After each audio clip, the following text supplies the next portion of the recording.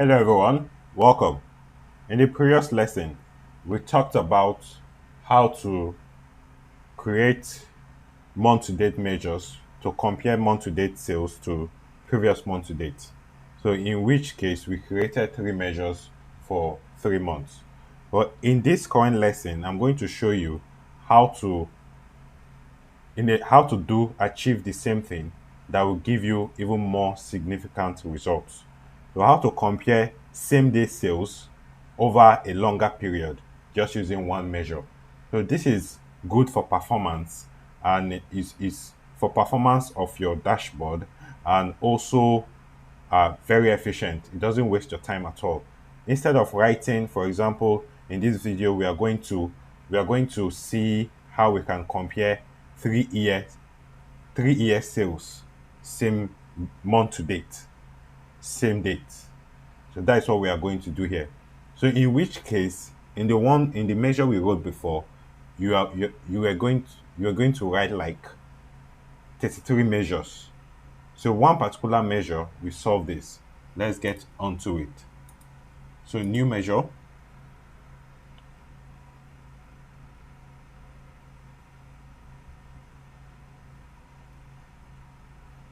Okay. So we'll call this MTD sales all. So in order not to conflict with what we just created. So we are going to start with calculate just to create that filter context. Then our loan value, comma. So then we are going to introduce a filter function that we go into our calendar table and filter our calendar table. So that will filter our calendar table and adjust to the sales date. So filter dim calendar, that is the table. Then the filter expression is dim calendar day. So because we are talking about day now. So why we are using day here is that, so for date, it has the month year component in it, but day is just day. So let's use 9, for instance. So this is just the measure, very, very, very short measure, yet very effective. So this should be less than or equal to. So because we want to get sales for the first to the ninth working day, to the ninth day of the month, not working day. The next lesson we are going to be dealing with how to capture sales for working days. So now, this is it. Let's see how this works. So let me bring a bar chart. So a bar chart here. Let me expand this a bit. So then I go to my date table,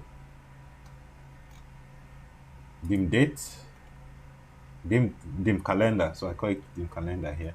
So I go to month year this time. Then I show the month to date sales all. So this shows month to date sales on the ninth day of each month across 3 years. So in which case, in the first measure we had created in the previous lesson, we are going to write this around 35 or 36 times. So let's do something here. You might be wondering that why is this one more efficient when this is static? Will I be coming in here to change the measure every time? So every time will I be coming here to change it, which is very inefficient if that is what we want to do. That is where parameter comes in handy. So we are going to create a new parameter as we did in the previous tax. So modeling, new parameter. So we are going to call this day in the month. So day in the month. So it's whole number, I'll leave it as whole number.